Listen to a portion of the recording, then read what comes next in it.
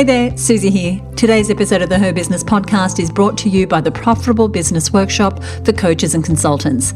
It's a new workshop I've created to help women business owners like you reach your money goals and take control of your finances, even if you're not a numbers person. You can join me at this brand new workshop on Tuesday, the 30th of July. In this workshop, I'll personally guide you through the exact process that I've used to help thousands of business owners achieve their revenue goals, increase their profits, and feel more in control of their money. This method has been a huge hit for the members who've taken this workshop, so I thought I'd let you get access to this incredible resource too. As of this recording, we have spots available for the 30th of July, so grab your seat at profitablebusinessworkshop.com now. That's profitablebusinessworkshop.com.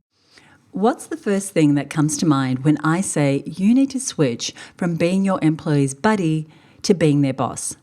Maybe you think of Meryl Streep's character in Devil Wears Prada, an ultra-successful fashion designer who also happens to be a complete... Well, I won't say what on the podcast, but if you've seen the movie, you know what I mean. That's the picture that may pop into our heads when we think about being a boss, and I've got that in inverted quotes, to someone. That we fit into this authoritarian, strict, no-nonsense role. So we either do our best to mimic that archetype or we swing a completely different direction because we don't want to be her. And we become our employees' best friends, chatting in the office about weekend plans rather than getting things done, or letting boundaries be pushed and eventually creating a work environment where there is little respect or rules or sense of priority. So are these our only options? You're either an authoritarian dictator or the rule-breaking office best friend? Well, no. This is a dichotomy we've created in business culture, and it's time to add a little nuance. So if you've ever felt torn between being your employee's friend and their boss, or you're unsure how to keep being relatable and respected as you grow into your CEO role, or you've even felt uncomfortable having to draw boundaries as your team grows, today's episode is for you.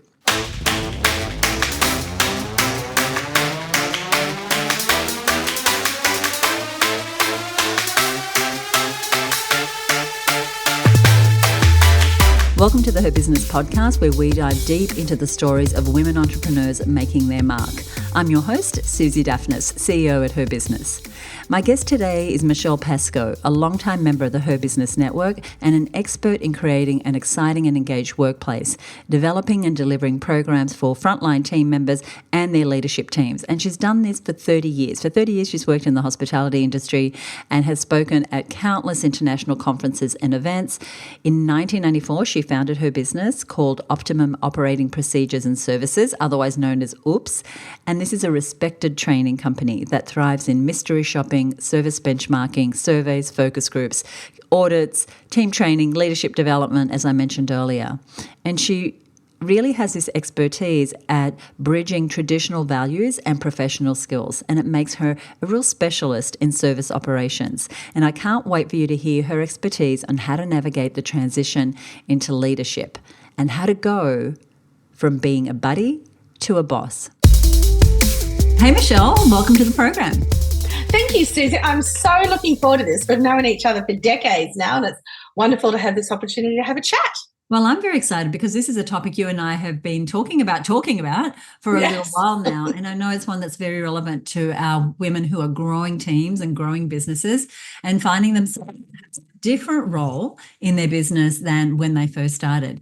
So we're talking about this transitioning from a buddy to a boss. And while it can be equally exciting, it's also a little bit daunting. And so I'd love to know, from your experience, what are the first crucial steps someone should take to ensure that smooth transition into stepping away from perhaps a very flat structure in their business into more of a CEO or leadership role?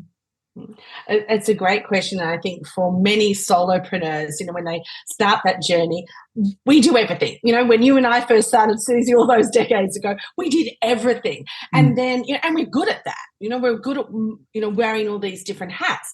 However, when we do need to bring somebody else in the team, the first thing to realize, and I know it's hard to realize, that nobody can read your mind and they can't be as exactly the same as you. And that's probably the biggest hurdle, because we feel that we're really good at this skill set.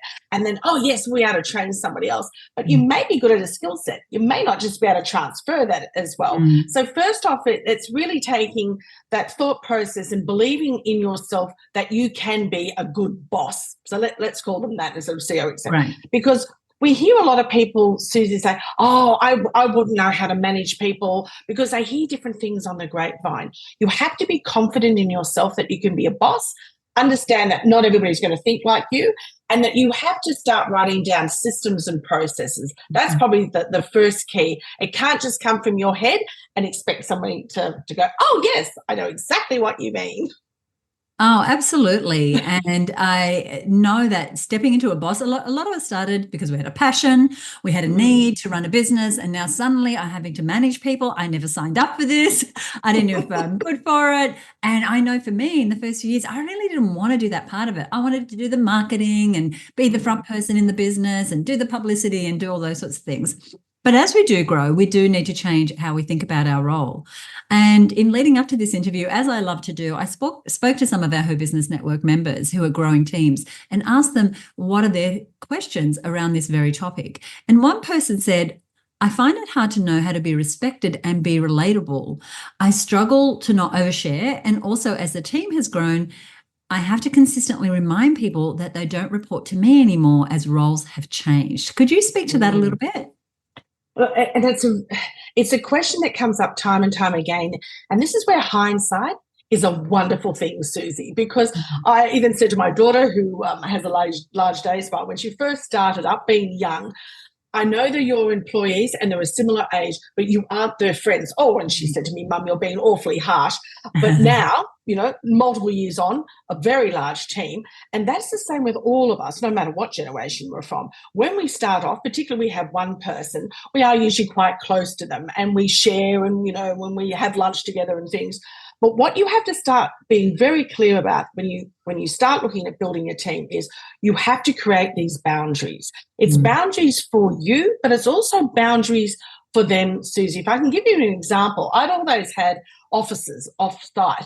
And then just before 2019, I brought the office back into my home, and I had a brand new EA because my long-term one had been away off on maternity leave.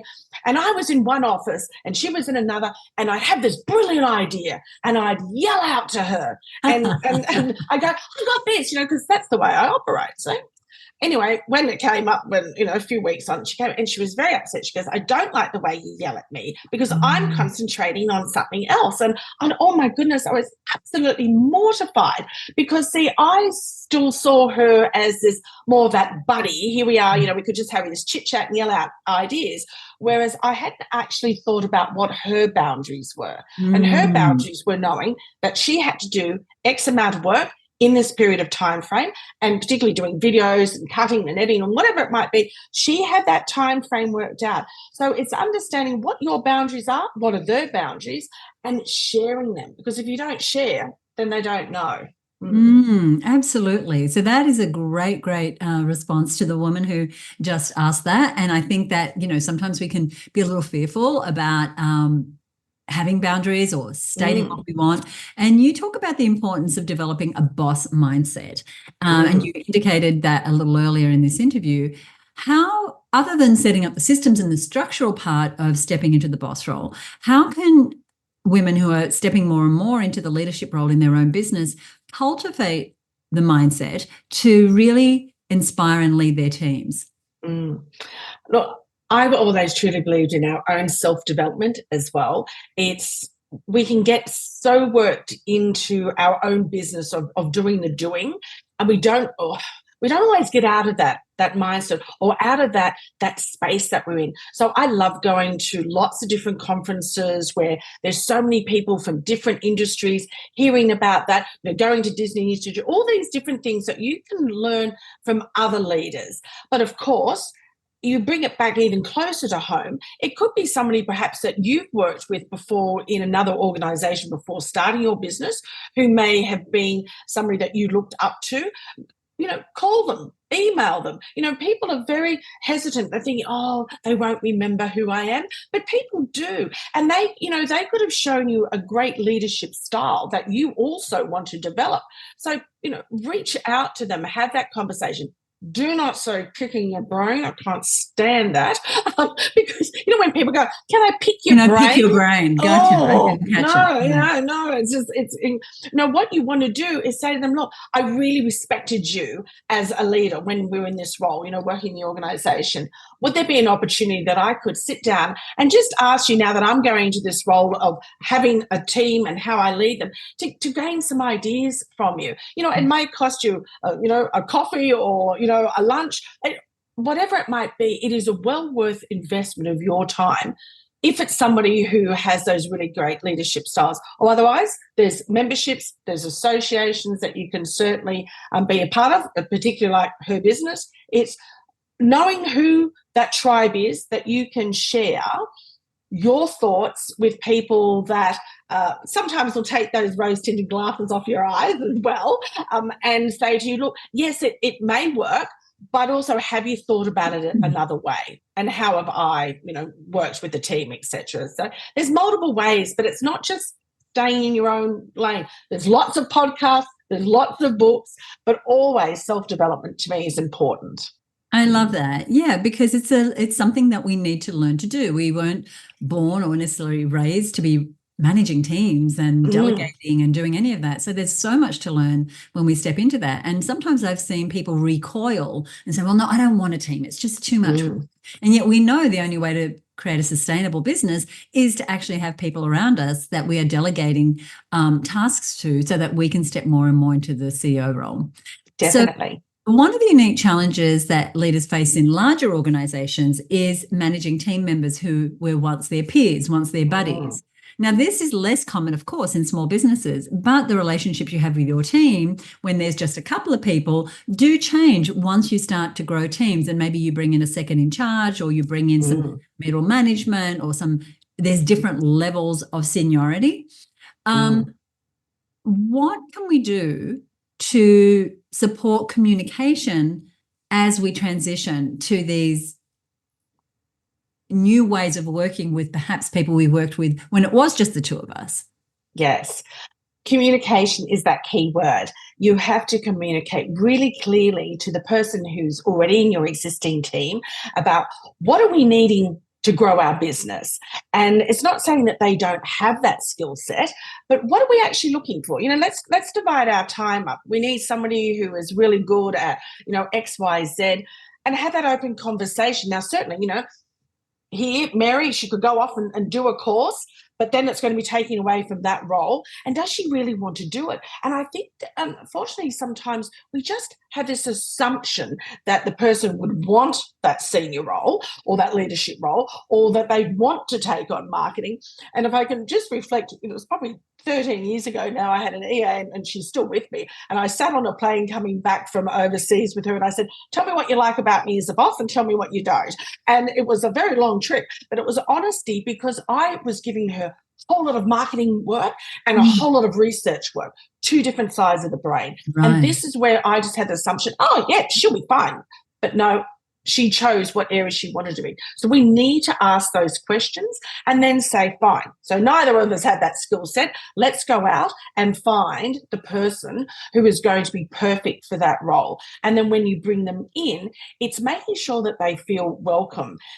However, there are times where we'll bring somebody in who, and if we haven't had that conversation, that existing employee may feel, have their nose out of joint, so to speak. They'll be upset that you didn't have that conversation, that you didn't give them that opportunity to even say no, because we've just assumed they wouldn't be interested. So communication is absolutely key. And certainly when you're bringing them in is, it's the three of you or the four of you together or more, sitting down, and that, I always say that first day when they come into your business is the absolute crucial point, whether they're going to stay or whether they're going to go. And it's also a great point place to set the structure and set the boundaries right in those early stages rather than try and do it backwards. One thing I remember working for Virgin in my 20s, and I was in a marketing coordinator role, and the marketing manager left to go and start up an operation in Japan. We were in Australia at the time. And I stayed on, and they put in a new manager in above me. And I was too young and too inexperienced to have even qualified for that role. But I thought, well, maybe I could do it. Maybe if I was given a chance and some mentoring, I could have done it. But the conversation wasn't had with me. Now, I know in retrospect, I was nowhere near ready. But when someone does think they're qualified, but you know they're not, and that's why you didn't make the offer, do you still have the conversation?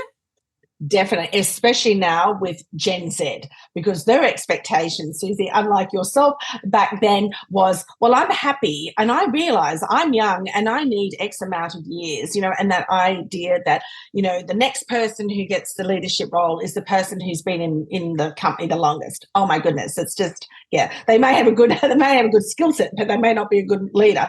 Whereas Gen Z in particular, and I'm seeing more and more of this in the last couple of years, they may come into a frontline role, a junior administration role, and they're looking for growth really quickly. They're not going to sit around for the 10-year tenure. They're going to be thinking in a few months' time, and they are very confident, many of them, to say, hey, I know this skill set, I can do it. And that's what I think where conversations are so important, because we look at somebody's resume, we interview them with the structured questions that we have to fit that role, but we don't always have that conversation afterwards to find out, what are they doing? Are they a really good gamer? Can they do coding? Are they good at Canva? What are all these things that they may do outside the workplace that you just assume, well, you don't assume, you just don't even ask that, oh, well, I've got to get somebody to do that. Once again, having that conversation, they could say, well, actually, I've done a course on that, or they don't even do courses, they just teach it themselves. Because if we don't allow them to at least put their hand up for that role, they'll move on somewhere else very, very quickly. So we do need to have those conversations. And yes, of course, if you do say to them, look, I love having you in this role. I can see you in this role in maybe 6 to 12 months' time. How about if we bring somebody in and I will have you shadowing them, getting them to learn? You've got to give them an idea that there is this career path for them, or that learning opportunity. That's key for them. Yeah, because sometimes it's not the path. I know for me, my goal has always been with my team to have them leave more skilled, more qualified as they leave. Because we're a small business, we don't have a lot of opportunities for promotion, but we do have the opportunity for people to be highly skilled in so many areas. Let's talk about being social with and buddies with your team in that way. How do we manage social situations? Now, I know there'll be a lot of people listening who perhaps have remote teams, but assume you have a clinic or an office or a practice where people are there. I spoke to one of our members and she said, look, my thing is alcohol should never be a social outing with your team. She said, I'm always the first to leave. I let them carry on, but I don't sit there and socialize in that way with my team. What are your thoughts on social and team? Yeah, look, it's that fine line, because you don't want to look like, well, I'm the boss and you're just the hired help. Alcohol, look, I can understand where the lady is coming from, but there will be times for celebration. Let's put it into context. Celebrating your achievements in the workplace are key. Too often, as small business owners, and not getting out of that mindset that we are the solopreneur, we just go from one achievement to the next. Okay, done that, tick it off, tick it off, tick it off. When we've got a team, we need to stop. We need to celebrate. Now, that could be a lunch, or yes, it could be that we're going to go and have drinks after work. But like that lady was saying to you, is you're not the one there going at the end of the night, well, dancing on the tabletop, because they are seeing you as a boss, and they respect you as a boss. So it may be you say, towards, whatever it might be, a couple of hours in, look, I've left, X amount of money on the bar.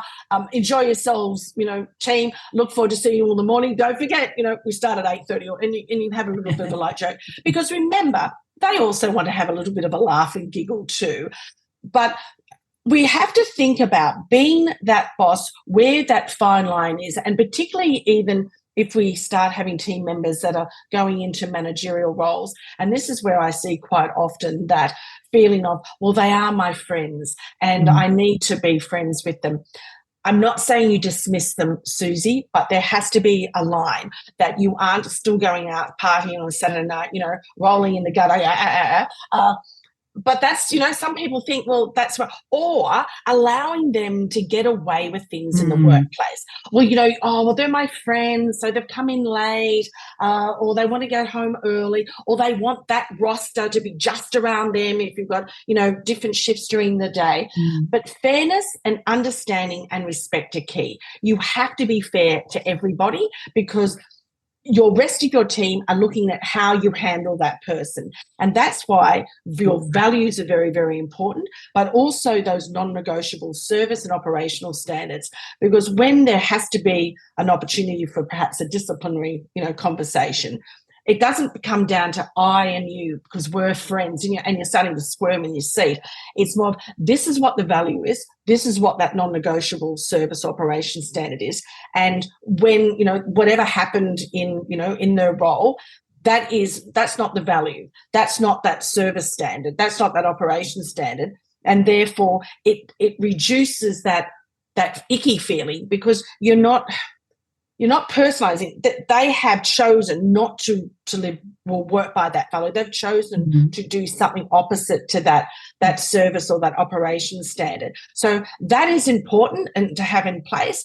But I always laugh when Facebook and all those were coming out and young people be putting all these things, all these photos. They have a habit of creeping up on us.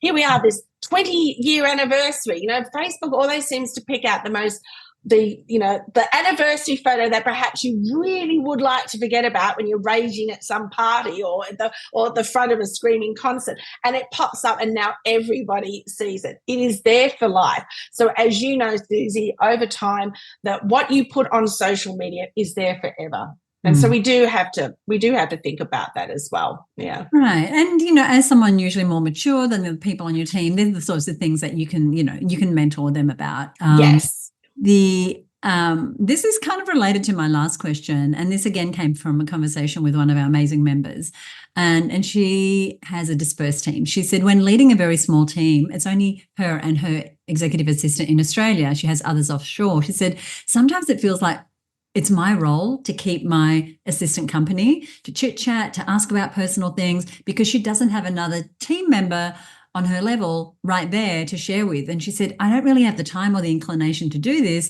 but I don't want her to feel lonely and leave somewhere else where there's perhaps more of a social life.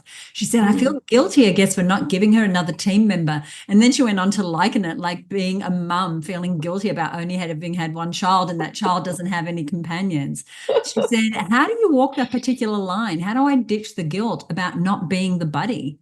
Whose guilt is it? It's her guilt. Well, she believes there's this guilt. Has she had the conversation with her EA saying, look, I'm feeling guilty. Do you, I feel like I need to be here all the time. And the EA might be saying, particularly in their office, if I remember back to 2019, I'd sit there and I think I'd have to have a conversation every lunchtime with my EA. But she was wanting to sit there on her phone, look at her social media, check in with her children at preschool. And I just kept talking because I thought I've got to be this, show pony all the time. So once again, have a conversation with them because they may just need a break from you as well. We can't operate, like 12 hours in a vacuum in the workplace. We need to have that time out, but you don't have to have that feeling. You once again are the owner of the business. You can have those conversations where if you want to spend a little bit more casual time with them, you feel in the workplace instead of just sitting at two desks all the time, perhaps have a meeting by having a walk outside. I say that to a lot of my clients, in the workplace, particularly when you're a small business and you're just, both there sitting at your desk and you're talking, and then that rolls into lunchtime, have your time apart. But next time you're having a meeting, get up, go for a walk outside and talk together. It's really interesting, the conversations that you can have. and the real depth of those conversations when you're not having to look across the desk into somebody's eyes because they're beside you.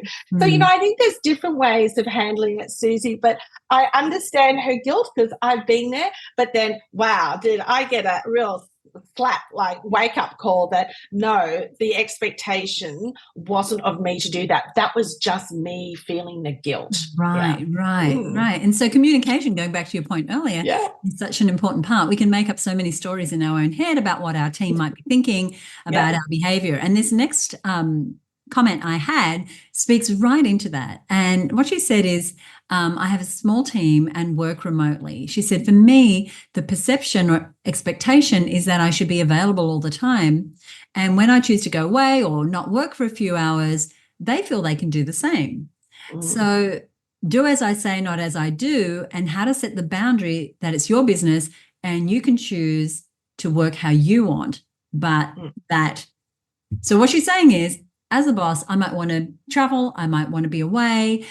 That is not necessarily the rules, I guess, for the rest of the team, but she's having this conflict within herself about, I should always be available because I'm the boss. I should not take time away. I should not go, for a hike for a few hours because I'm the boss and I should be available. What are your thoughts on that?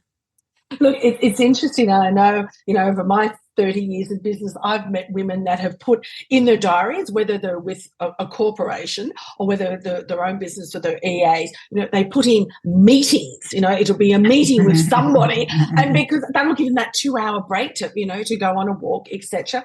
Once again, this is your business, and we are feeling we're projecting all these thoughts onto other people instead of setting the rules, setting the boundaries, and having that discussion with people. And that may even be, in that very first interview, when we're here at work, this is the expectations, and certainly when they come through and they start, learning what your business is all about once they've joined your team.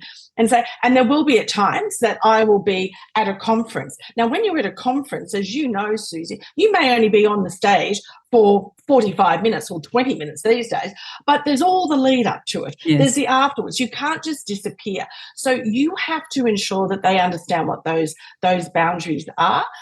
But of course, it may well be that, you may be on a different side of the world, and so they may, you may say, look, I know we've got this project coming up.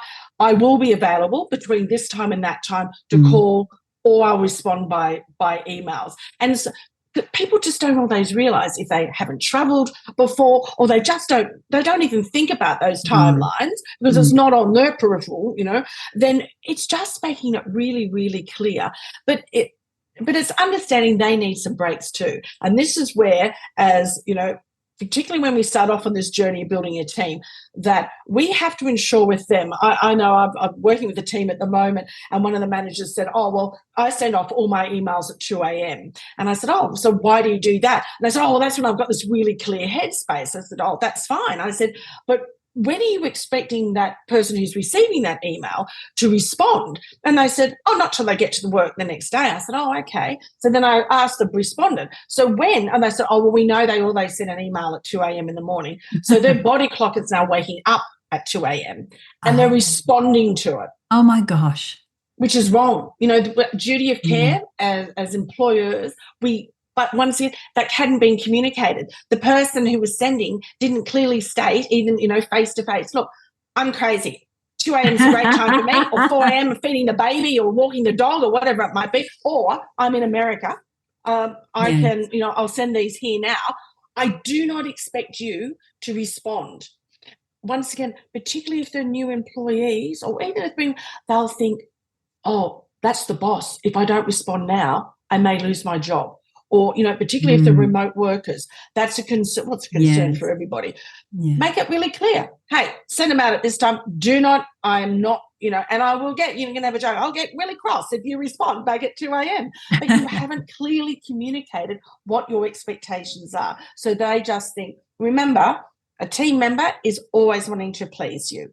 So when, you give them a task to do, they want to please you. They want to make sure that you're happy with that. And if I can just tease that out a little bit more, Susie, is that recognition in the workplace is that for many, there will be, no matter what generation, but particularly for, baby boomers and Gen X, they're not expecting the recognition. It's very different to our Gen Y, certainly our Gen Zs. And then we've got alphas coming into the workplace. They're 14, some of them are even in the workplace perhaps, that when they come to you as a leader, you've given them a task and they come back and they go, oh, Susie, just letting you know, I've just finished that. Does that look right? Now, I have leaders who turn around to me and say, oh, Michelle, I'm paying them to do the job. Just do the job. I don't need them to come back and check in. And I go, please flip that mindset. That's you in your being, that you do not need recognition all the time. What that person is doing, that employee, they are looking to ensure that they are pleasing you. Am I doing the right thing? Particularly if they're new into that role, or they could have been with the company for a long time, Susie, but this is something new that they're doing. They just want to make sure they're checking in. So please look at it, as in that positive mind frame and go, yeah, that you've done that perfectly, thanks. Or, look, I love those first 3 paragraphs. Perhaps tweak that 4th one. Oh, that's fantastic. Thanks for the feedback. But let's change that thought about recognition in the workplace, because so many people see that as, oh my goodness, they just want a pat on the back. No, they're they looking don't. for strokes. Yeah. They just want to make sure, am I doing the right thing? Well, especially for those of us who are Gen X, who might be listening, like, we never expected anything. No praise, no anything. We just got our work done. I'm being very generalist, of course. But and so it can feel like, oh gosh, do I have to praise them every 5 minutes? They get, but you bring to the fore the need for us as we don't need to be buddy, but we still want to be human, and we still want to realize that we are working with other humans. Yes, we cut them a check at the end of the week, at the end of the month. God, there's an old word, check. You know what I mean?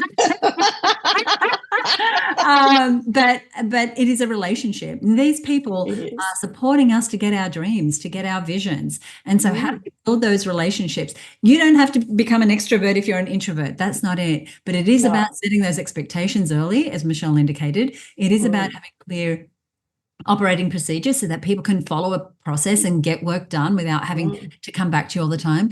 There is a way to socialize without going nuts, because in my experience, they want to spend time with each other. And I've had relationships where I've been really close with my boss when a million years ago when I had jobs, and we would go out and we would drink and we would party together. And there's other times where we've been very, very distant. But I think there's a nice middle ground where you can have a great relationship, and you can even build some processes into your business. So for instance, Michelle, this morning we had our team meeting, something we've done every Wednesday morning for as long as I've had a business. And part of the process is checking in on our statistics and where we're up to. But part of it is just checking in on each other and having a little bit of a chat about the weekend or the dog or the cycling challenge or how that person's mum's doing. And it doesn't take over the meeting, and it doesn't take a whole lot of time, but it helps us get to know each other, especially when we have remote teams and we don't have the water cooler or the coffee room or the whatever to actually have those other conversations.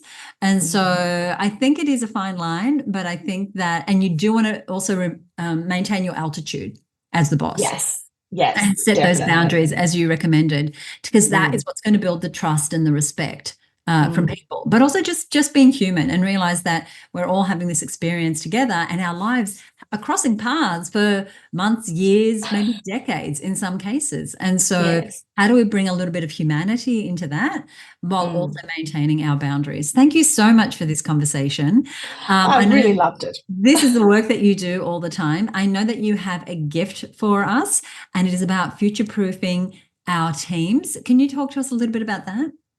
So, look, it's just, some insights and guides and tips there about looking at our teams now and how can we grow our business through them. And, those comments that you just made then, Susie, are absolutely perfect. It's about having that, you need to be a person. It's thinking about your behavior, that everything, having those values, having that positive culture. This is your vision. This is your business. Please share it. Please share it with your team. And so in this guide that I give you, it's talking about those values and some other points there, which I hope you enjoy and take away. But it's all about creating a business that your team will tell others, my goodness, you have to come and join us, because let's become a workplace of choice. I love that. Thank you so much. We will put a link to that in the show notes. I'll give you the link to where you'll find that in just a moment. Michelle, is there anything you'd like to leave us with? Look, I'd like to thank everybody, that's listening for listening to us this morning, but also, it's that belief in yourself. This is your business, and start how you want it to end it. And that's really taking that time of looking at your values, and your personal values are your workplace values.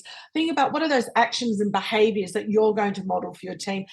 And even if they are a remote team, and you may never even see them. Like I've got staff that I've never even seen that have been with me for 20 years, is they need to feel that they are part of the business. And so if that means you've got to get in the car and go, drive six hours to whoop and sit down and have some fun and have a meal with them, my goodness, the difference that will make. Or even, if you're going overseas and you can tie in a trip to see them, then they feel that they're part of the business, and they feel, that they're respected and they're valued and they're trusted and they're seen.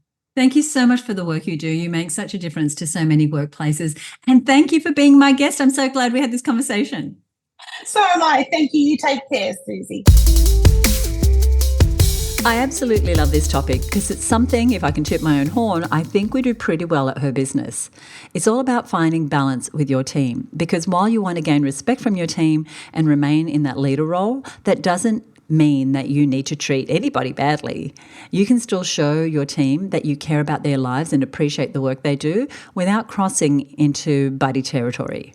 So at HerBusiness, we have a specific process that I encourage everyone listening to steal because it works wonders for my team. Now, we have daily huddles for quick updates on projects, which are usually about 15 to 30 minutes, and they're pretty much straight to business. But every week we also have a full team meeting.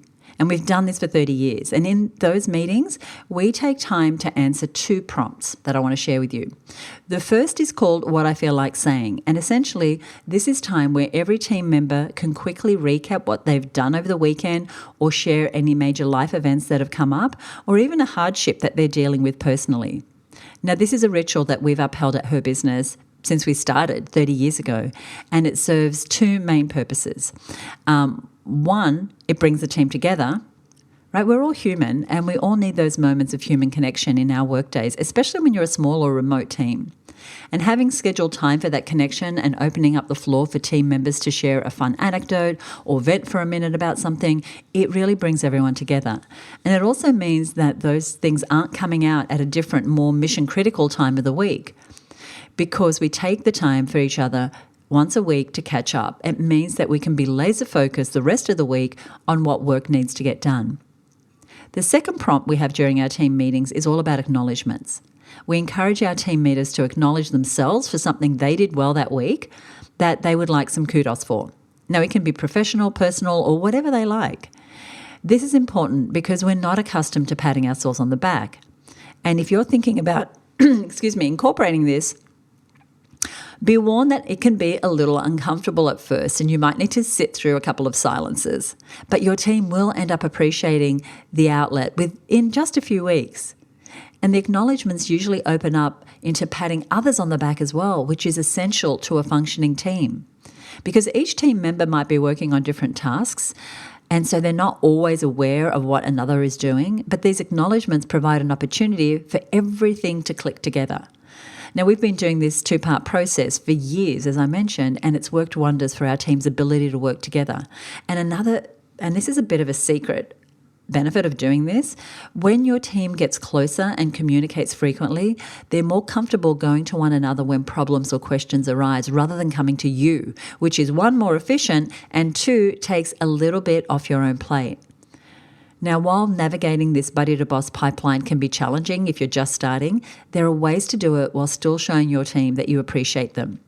Now, just because you're stepping into your leadership skills and stepping them up, it doesn't mean that you're turning into a Devil Wears Prada Meryl Streep.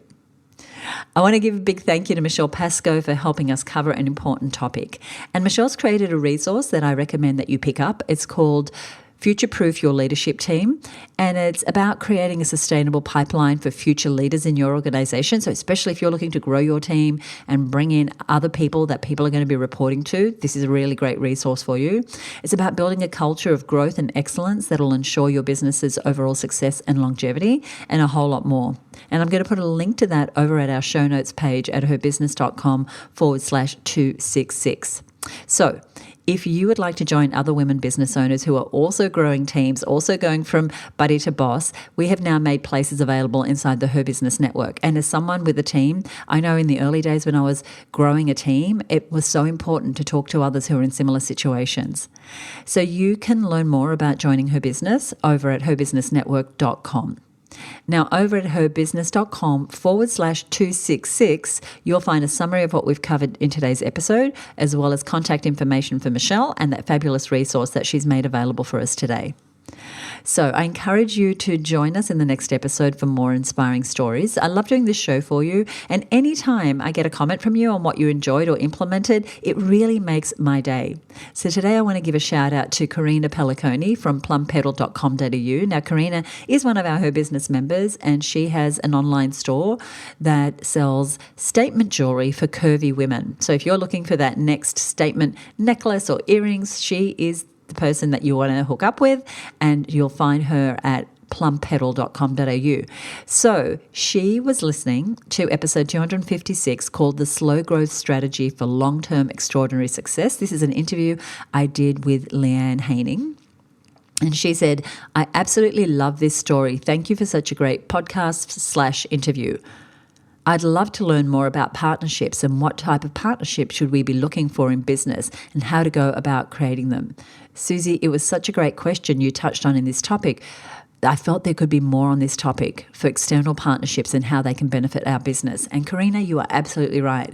And that's exactly why just a few weeks ago, we had an exclusive session for our members on how to create collaborations and partnerships. Thank you, Karina, for your comment. Thank you for inspiring conversation. Thank you for listening. Now, if you've got an idea or a question for an upcoming episode, or you just want to reach out and tell me you enjoyed this episode, or you're taking something away, or you want to share anything with me about your business, you can write to me at podcast@herbusiness.com. That's podcast@herbusiness.com. Now, if you're a new listener for the show, welcome. I love having you here. Be sure to subscribe. Just hit subscribe or follow wherever you are listening, and that means that next week's episode will land right in your feed when it's available. Thank you so much for being here, and join me next time right here on the Her Business Podcast. Bye for now.